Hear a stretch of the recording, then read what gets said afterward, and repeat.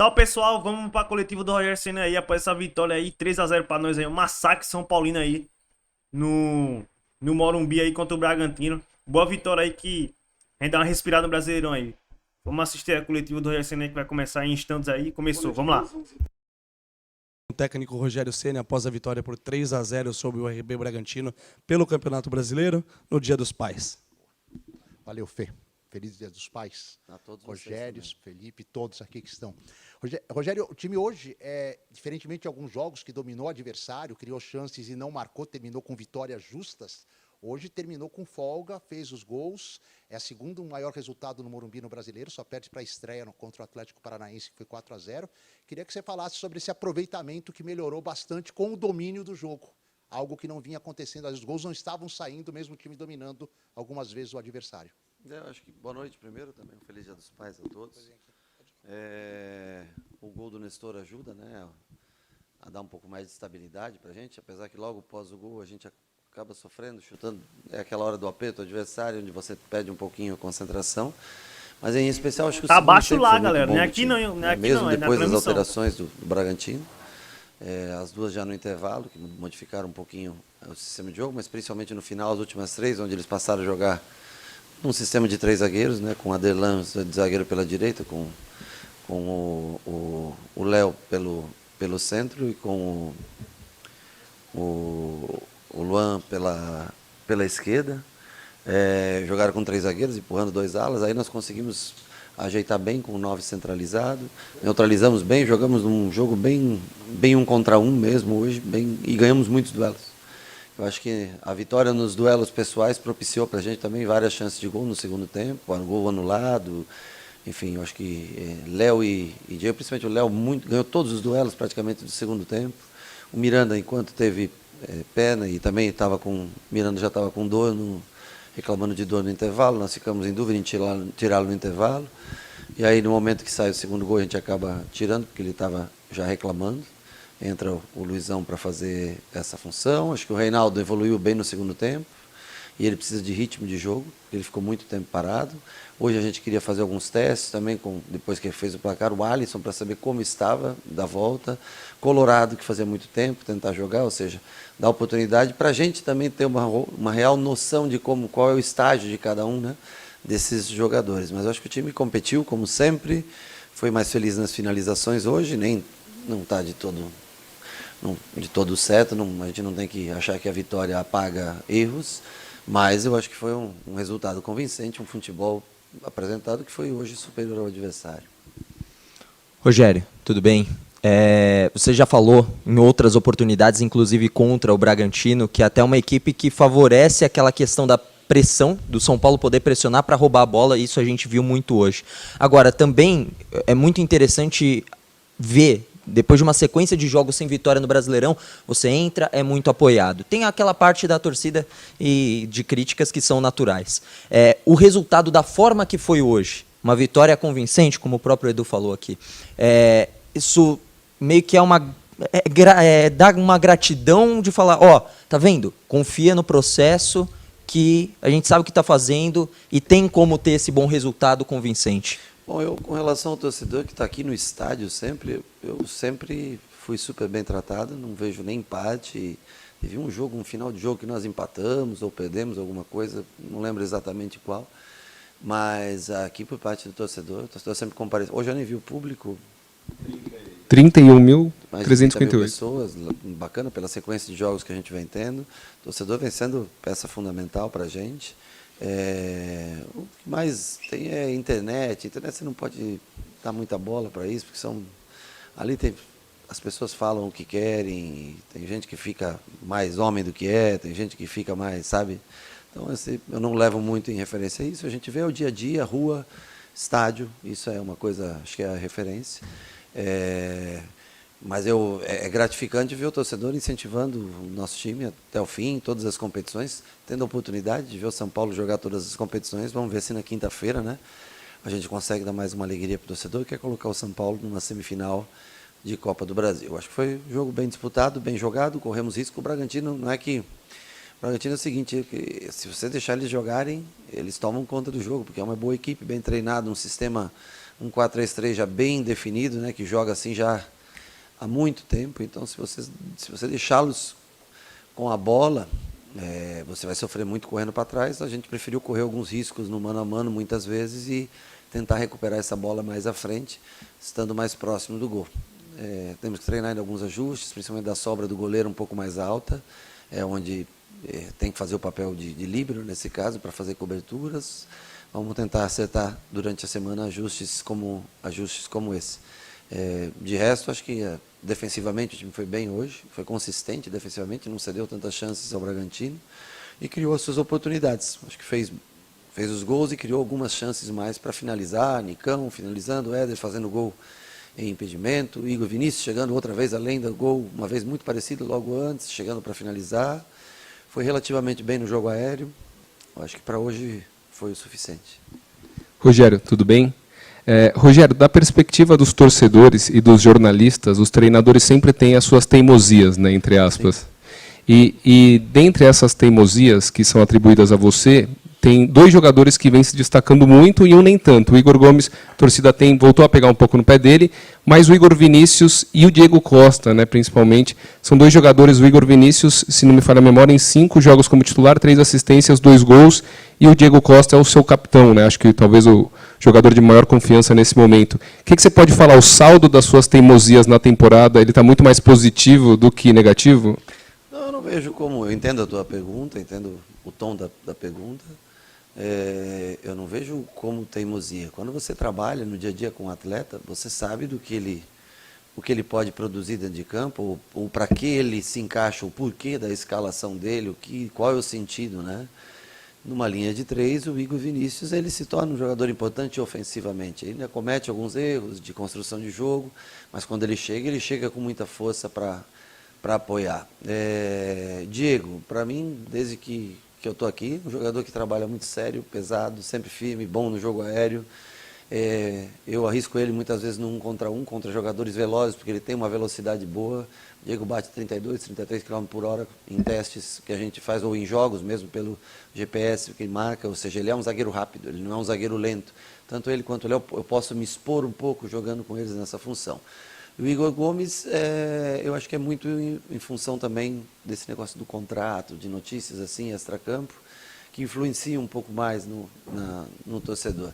Ele é um jogador de muita utilidade, quando for preciso jogar, vai estar jogando, não é uma teimosia, é um ativo do clube, é um jogador importante, que desempenha funções dentro de campo perfeitamente. Talvez se tivesse feito um gol, uma coisa assim, nos últimos jogos, as pessoas teriam uma empatia maior com ele.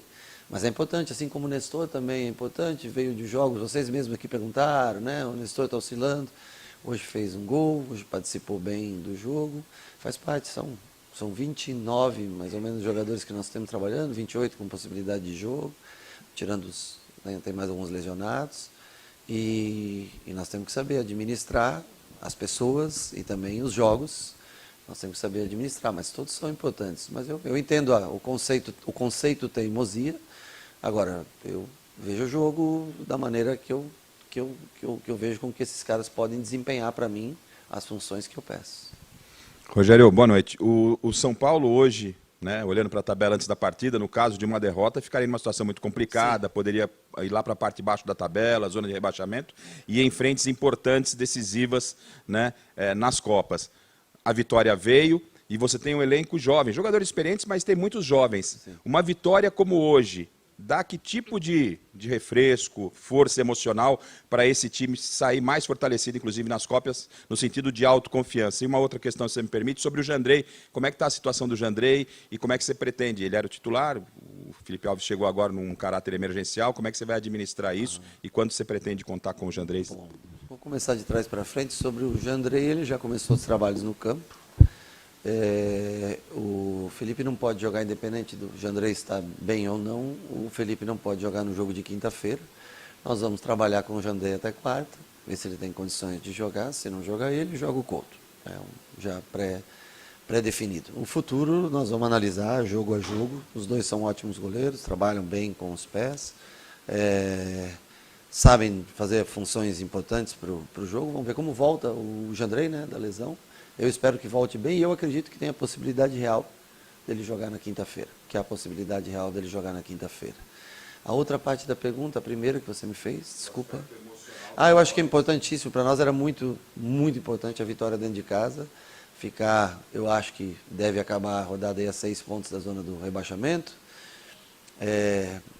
a 6 pontos do G6, que se eu não me engano é o Atlético que ocupa hoje, ou seja, se nós quisermos tentar chegar via Campeonato Brasileiro numa pré ou tentar alguma coisa maior assim, nós vamos ter que ter um rendimento melhor do que a gente já teve. E a vantagem foi que nós tivemos 4 dias de intervalo, que nós víamos tendo 3 dias, então você tem que fazer muitas alterações. Hoje nós alteramos menos o time, né? O que te propicia mais conjunto. Para o próximo jogo nós também temos 4 dias, por isso nós utilizamos a maioria dos jogadores hoje, fizemos poucas alterações.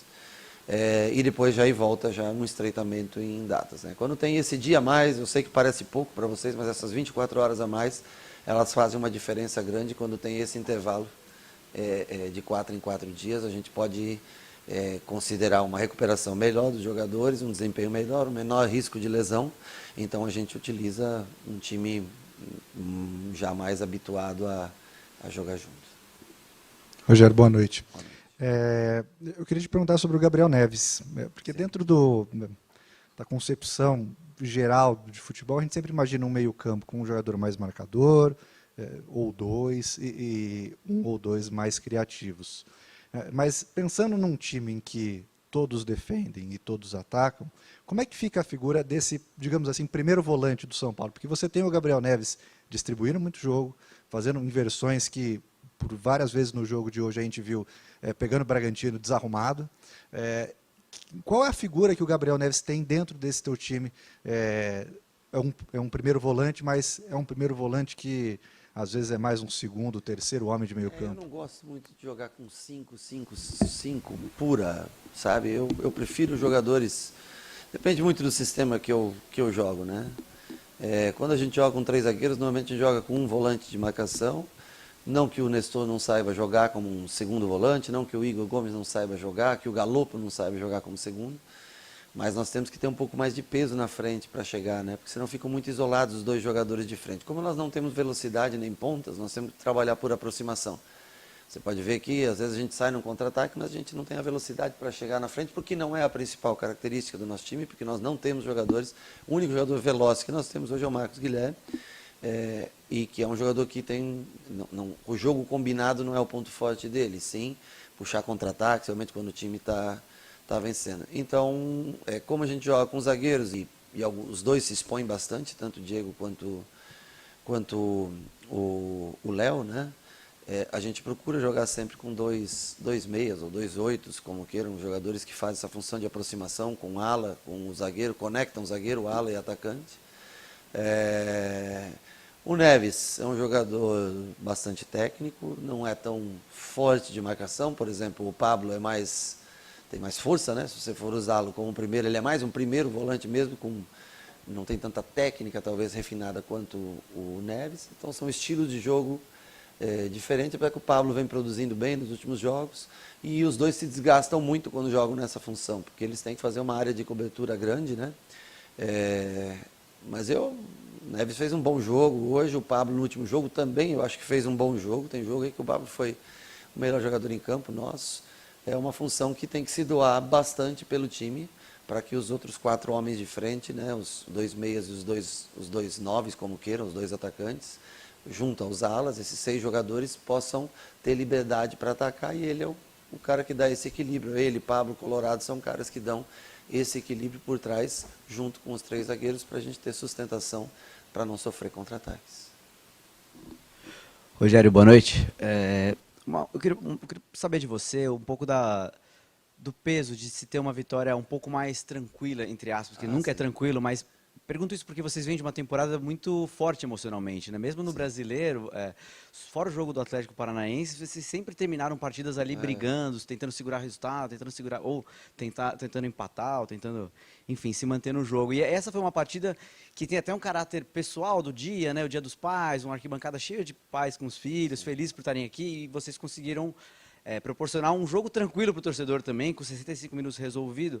Imagino que vai ter um impacto no fim da noite de vocês também, ao chegar em casa. Então, é um pouco da importância de ter um refresco assim, emocional, não só na parte do jogo, mas para a vida de vocês que vem num ano extremamente intenso. Eu acho que eu sempre falo aqui que nós não conseguimos definir jogos antes do minuto 90. E hoje, hoje é a rodada 22, nós fizemos na primeira, se tratando de Campeonato Brasileiro. Claro que em Copa Sul-Americana nós definimos muitos jogos bem mais cedo e até Copa do Brasil conseguimos definir jogos mais cedo, em fases anteriores. Mas é bom, né, você chegar no minuto 80, 75 com um placar, se não resolvido, muito próximo, né, de você administrar praticamente o jogo nesse momento final. Eu acho que se desgasta muito menos fisicamente, emocionalmente. Eu acho que o torcedor também fica mais tranquilo, mais feliz. É bom ir para casa com um resultado. Eu não sei que minuto foi o terceiro gol, mas pois é, então, 65, 70. É bom você ter essa definição de jogo. É raro para a gente. Por isso que a gente se desgasta tanto. Jogo a cada 3 dias e tendo que competir ou para levar para os pênaltis, ou para empatar, ou para ganhar de 1-0. Sempre até o minuto 90, né? É muito desgastante. Hoje o time consegue acabar um pouco mais leve o jogo no dia de hoje. Rogério, boa noite. Eu queria saber de você dessas 2 novas contratações do São Paulo, Ferrarese e o Bustos, já foram anunciados, né? O que eles dão a você para o elenco, né? Se você puder falar um pouco mais das características, acredito que você tenha visto jogos deles. E eu Cadê queria o também Bustos, saber Rogério? se você faz Botar parte, Éder e não por botar o exemplo, Bustos? das renovações de contrato dos jogadores que estão chegando ao fim. O Reinaldo, por exemplo, cresceu muito e o contrato dele acaba agora nesse final de ano. Você participa dessa conversa? Você já pediu para a diretoria alguma coisa do tipo, vamos tentar renovar com o Reinaldo, renovar com o Rafinha? Você participa desse planejamento já para o ano que vem? Isso já está sendo debatido? Obrigado. Olha, o Muricy participa mais dessa parte do que eu, né? Lógico que em ficando aqui para 2023, é importante que a gente chegue a acordos. É importante também que o clube tenha condições de pagar esses jogadores, ou seja, às vezes é um jogador que vai renovar e que tem uma pedida salarial da qual não é adequada para o momento, para a situação do clube, né?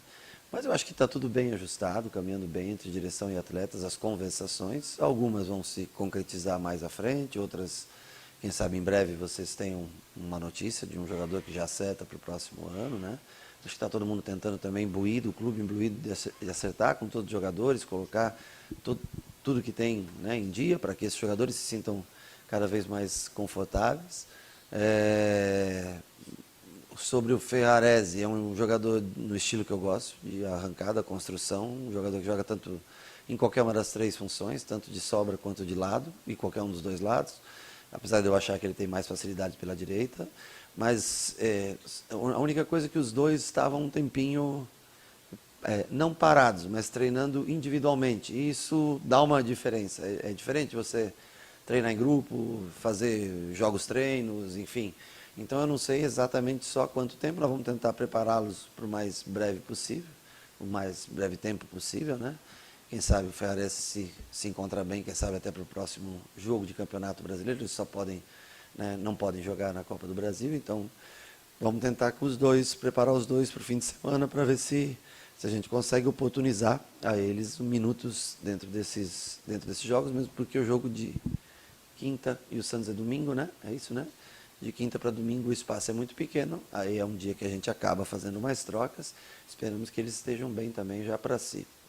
Ou começar jogando, ou, que é no caso do Ferrarese talvez o mais provável, ou então do Bustos, de ou entrar jogando ou entrar durante a partida.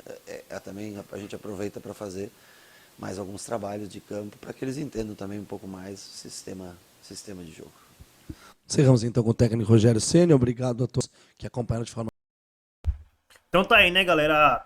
A coletiva do Rogério aí, né? Depois dessa importante vitória aí no Morumbi, 3-0, uma vitória tranquila. Até esperava que o Bragantino ia fazer um jogo duro com o São Paulo, até porque o Bragantino é um bom time.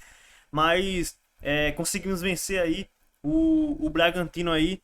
E a gente dá um respiro para 29 pontos ali. E fica mais tranquilo no Brasileirão e aposta. E aí dá pra ir tranquilo contra o América aí, né? E foi um bom jogo, cara. Foi um bom jogo. E se inscreve no canal, deixa o likezão aí, galera. Tô montando um cenário ideal aqui pra voltar com os vídeos aqui pra vocês aí, mas preciso que vocês apoiem aí, deixando o likezão e se inscrevendo, valeu? É nóis!